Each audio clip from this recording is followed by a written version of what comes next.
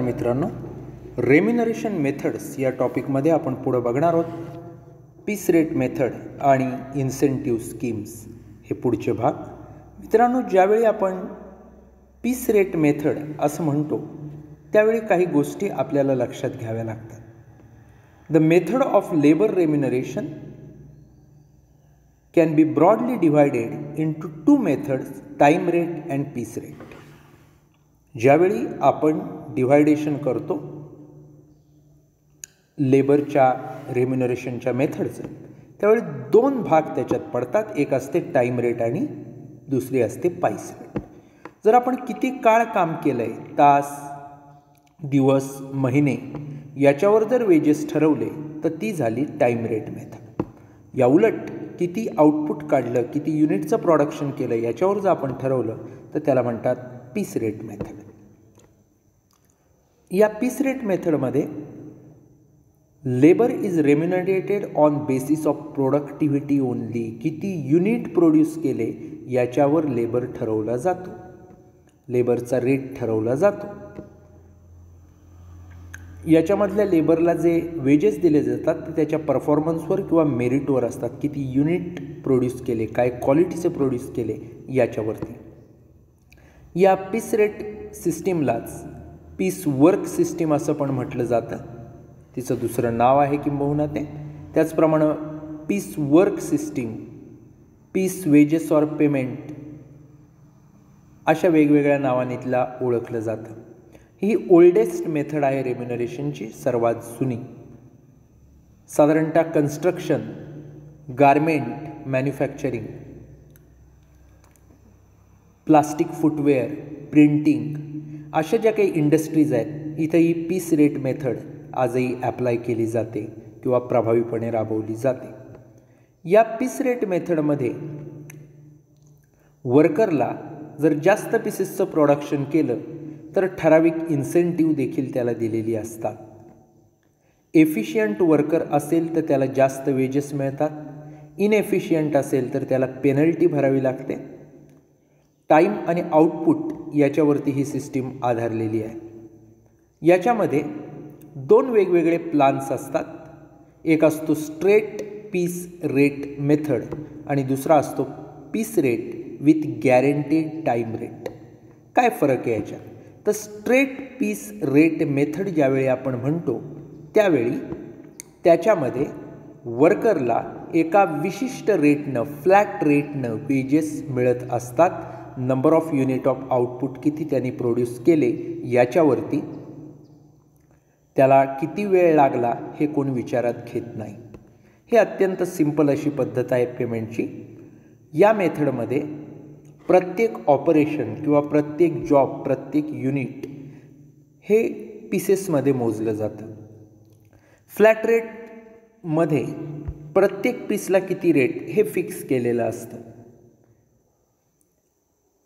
वर्करचे wedges हे calculate करत असताना त्याने फ्लॅटली किती 200 युनिट प्रोड्यूस केले, 400 युनिट प्रोड्यूस केले, 100 युनिट प्रोड्यूस केले याच्यानुसार निर्धारित केले जातात या फ्लॅट रेट सिस्टीममध्ये.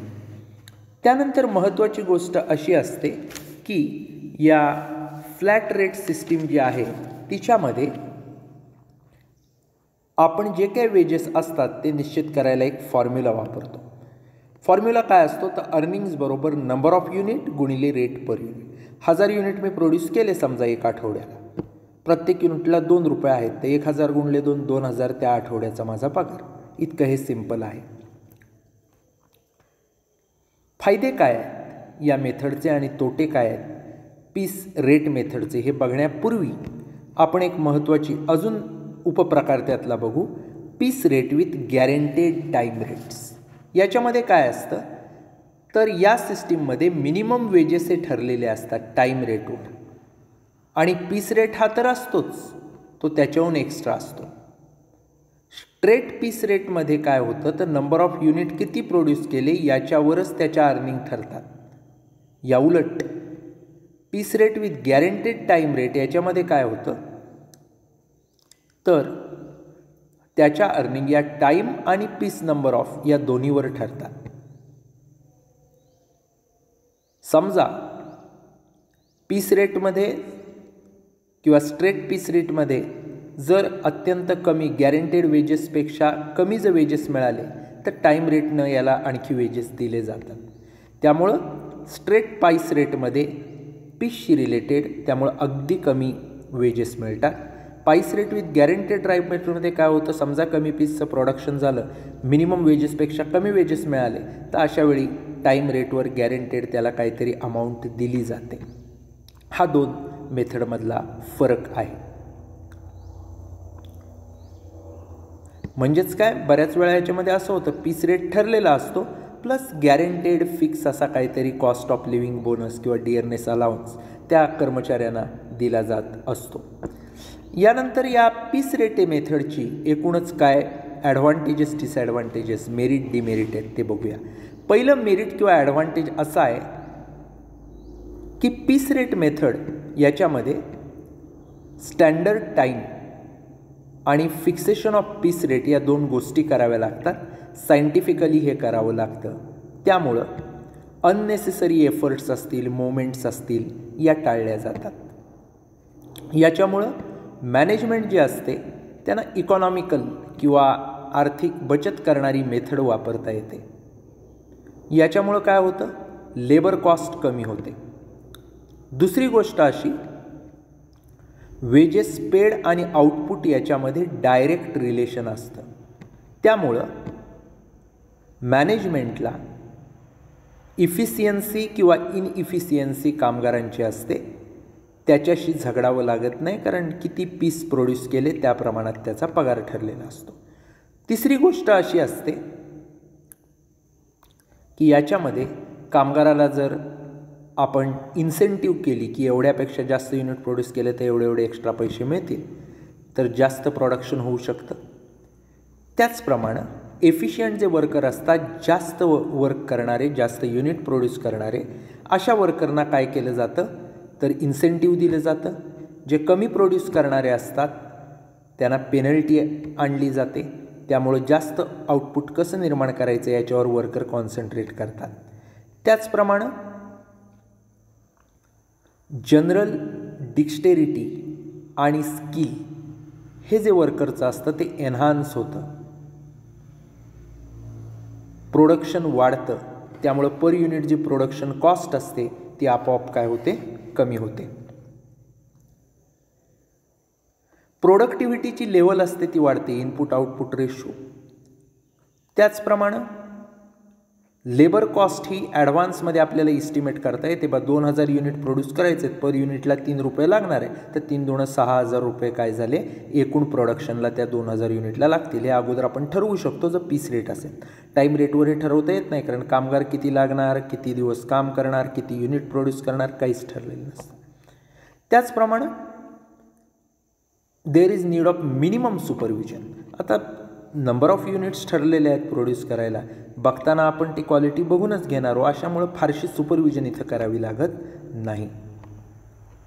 मेरिच्युअस वर्कर्स जे असतील, चांगलं मेरिट असलेले, क्वालिटी आणि क्वांटिटीनं चांगलं काम करणारे, त्यांना रिवॉर्ड दिलं जाऊ शकतं, त्यांचं मॉरल बूस्ट केलं जाऊ शकतं. त्यामुळं मॉरल आणि प्रोडक्टिव्हिटी याच्यामध्ये डायरेक्ट रिलेशन निर्माण होत असतं. डिमेरिट्स किंवा तोटे काय आहेत या पीस रेट सिस्टीमचे, मेथडचे, तर पहिलं आहे की with view to earn high wages worker may speed up production which will cause negligence towards quality of product. It can only be avoided by introducing strict inspection and quality control which will be costly. कामगारांना काय होतं, पीसेसच्या प्रमाणात त्यांना काय मिळणार आहे असं सांगितलं जातं, तर जेवढे पीस ते प्रोड्यूस करतील तेवढं त्यांना काय मिळणार असतं, जे काही पेमेंट मिळणार असतं ते असतं. त्यामुळं आपला कामाचा स्पीड ते वाढवतात, याच्यामुळं नेग्लिजन्स होतो, क्वालिटी डिग्रेड होते.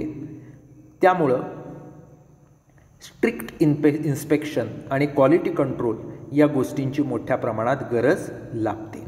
दुसरी गोष्ट असते equitable rates for various grade of worker जर नसतील तर अशावेळी सिमिलर टास्कवर काम करणारे जे कामगार असतात ते कामगार जे असतात त्यांना बऱ्याच वेळेला चांगल्या क्वालिटीचे पण कमी युनिट प्रोड्यूस केले म्हणून कमी पैसे मिळतात, अशामुळं लेस रेम्युनरेटिव्ह ठरू शकतात ते.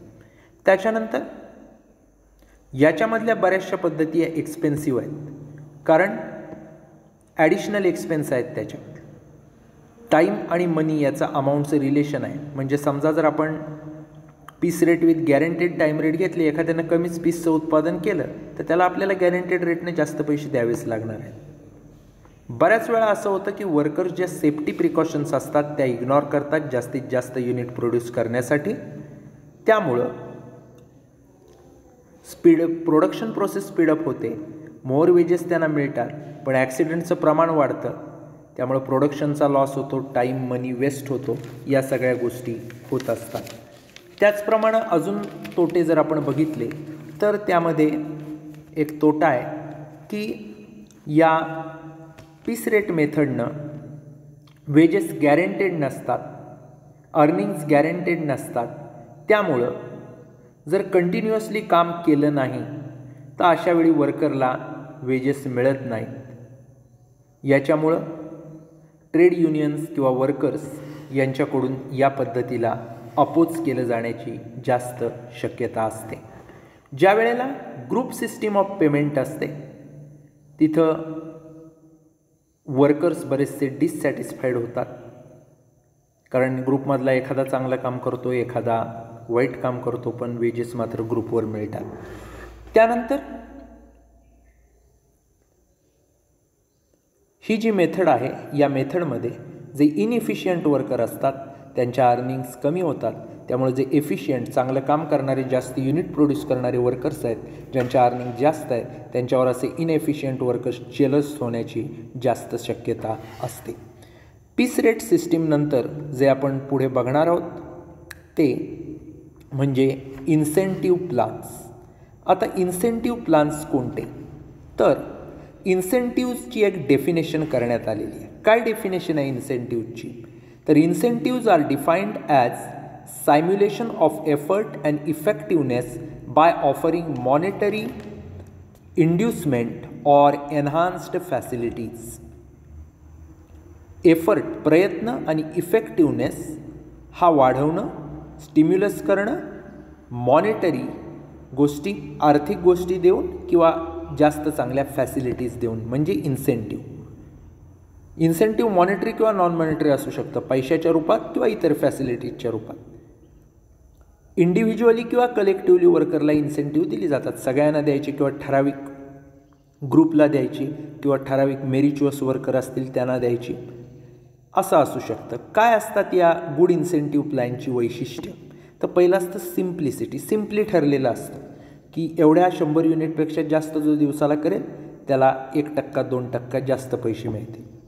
इकॉनॉमिकल, फार पैसे जातील असं हे असत नाही इन्सेंटिव्ह, कमीत कमी खर्चात ते काम झालं पाहिजे. फेअर, कुणामध्येही त्याच्यामुळे जेलसी होणार नाही, कुणावरही अन्याय होणार नाही, अशा प्रकारचेच इन्सेंटिव्ज असतात.